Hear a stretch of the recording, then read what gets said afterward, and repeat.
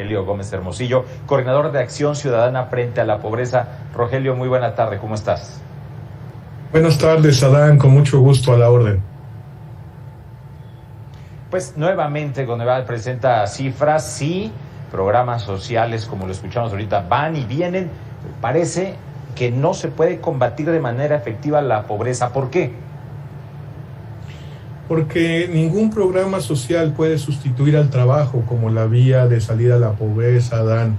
Fíjate que lo que muestran los datos que dio a conocer el INEGI y ahora esta medición que hace Coneval es que la pobreza crece porque la gente reduce su ingreso, especialmente la población que tenía menos ingreso, cae su ingreso, y ahora tenemos 67 millones de personas que no les alcanza ni para la canasta básica. Estamos hablando de que en las zonas urbanas, 67 millones de personas no tienen un ingreso de 3,600 pesos al mes por persona, y en rural es menos, son 2,520. Entonces, lo que muestra el propio estudio del INEGI, la encuesta de ingresos y gastos, es que esto se explica sobre todo por la caída del ingreso laboral.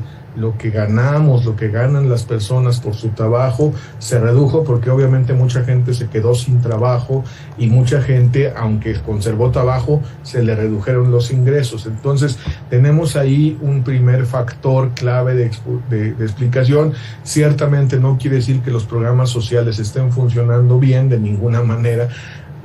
La verdad es que se descompuso su acceso a los hogares más pobres, pero mientras no resolvamos el asunto del sistema laboral, de que haya tantos millones de personas trabajando y no ganen ni para lo básico, ya no digamos para vivir dignamente, sino para lo básico, para no vivir en pobreza, para no quedarse sin comer, en fin, cosas muy serias, pues estamos en un problema muy, muy serio, Adán. Oye, Rogelio, estás hablando entonces de que en materia laboral seguimos atorados de hace muchos años, de que hay trabajos, se generan empleos, se presume que se generan empleos, pero no se llega a empleos bien pagados, a empleos de calidad. Exactamente, tenemos un problema en que se dice que hay que generar empleo como si cualquier empleo fuera la solución, y no es así.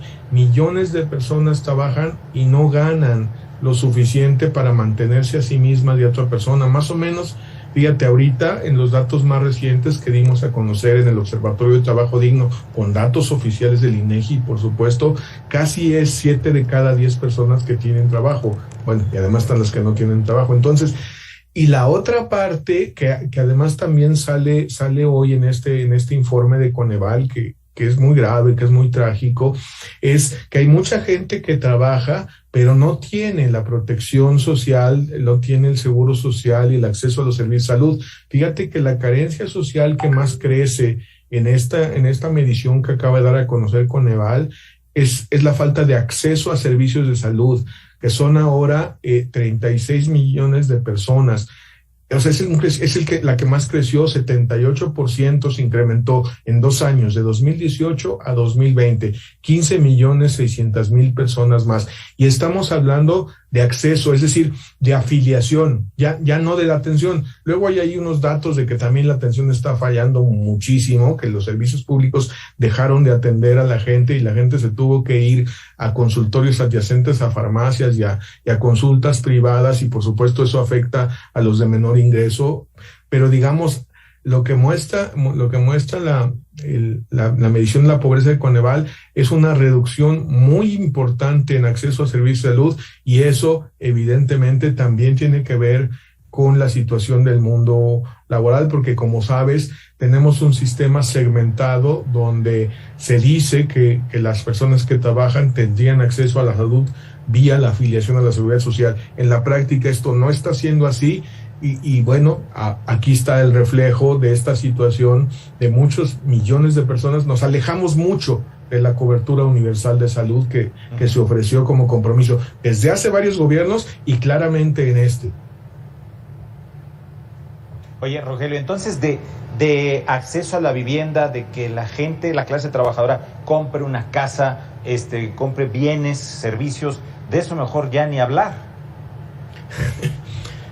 Pues sí, es cierto, o sea, porque la canasta básica lo que cubre, digamos, es poder comer, tener algo para vestirse, pero algo muy, muy básico para calzar y algo para, pues, no sé, el transporte, en fin, o sea, es una línea de pobreza, es un umbral muy mínimo. Entonces sí, ya hablar de adquirir patrimonio y de estas cosas sí es más complejo. Aunque en México hubo toda una política de vivienda, pero en fin, tenemos ahí también la situación, pero yo creo que la tragedia ahorita es muchas personas trabajando más y no ganando lo suficiente para salir de pobres.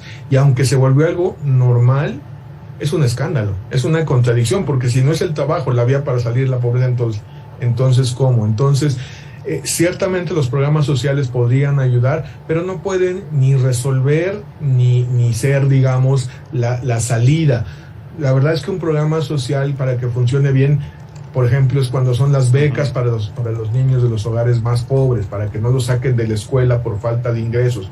Ahí es cuando funciona bien un programa social, si llega a las personas que lo requieren, y esa parte fue también la que medio se descompuso. Se gastó más, pero no se llegó a quienes menos tienen. Están más descubiertos, están menos cubiertos, menos apoyos están recibiendo quienes menos tienen. Pero la verdad es que hay que insistir mucho, le tenemos que entrar al asunto del trabajo, y ahí el gobierno tiene una responsabilidad muy grande, pero obviamente tiene que hacerlo.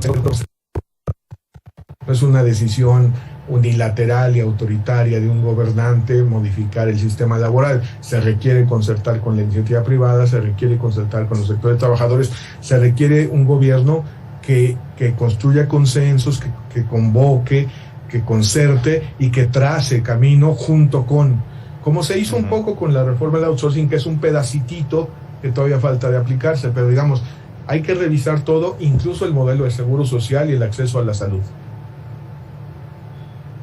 Rogelio, entonces se trabaja mucho en México, se trabajan muchas horas, se gana poco, no se gana lo suficiente, y de poco ha servido, por ejemplo, este aumento al salario mínimo que ha sido de manera importante en esta administración.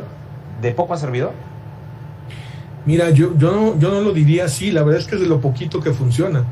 Es decir, de las medidas de política pública en el campo laboral, el incremento del salario mínimo es una de las que más beneficios da, pero obviamente necesitamos acelerar esto, y obviamente necesitamos complementarlo con otras medidas para mejorar la remuneración del conjunto de los hogares.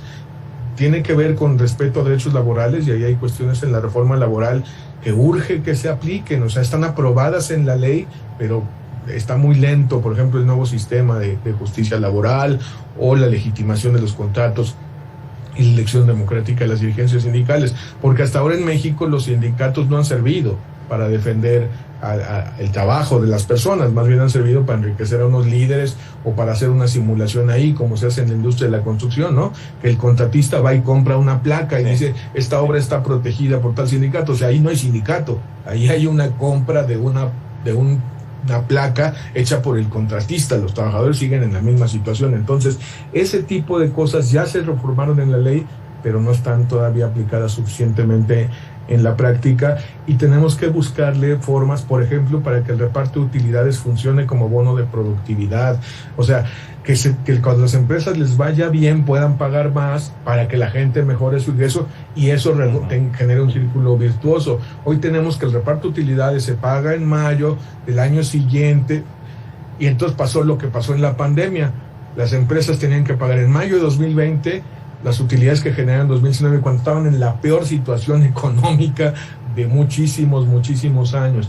Y eso entonces no tiene efecto sobre la productividad. No es que esté mal, pero es mucho mejor si estuviera más cerca. O sea, y hay industrias cíclicas, el turismo, los restaurantes, los espectáculos, muchas cosas que tienen momentos como de vacas gordas. Ese es el momento para que paguen más, porque entonces se genera un efecto virtuoso de productividad y de crecimiento del mercado interno. Al final, Adán, la reactivación económica de México no puede depender solo de exportaciones.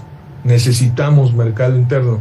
Y eso es otra forma de decir mejor remuneración para la gente que trabaja en nuestro país. Entonces, doble efecto: reactivamos la economía, logramos una base para crecer de manera sostenida, y obviamente reducimos pobreza por la única vía que es sostenible, el trabajo.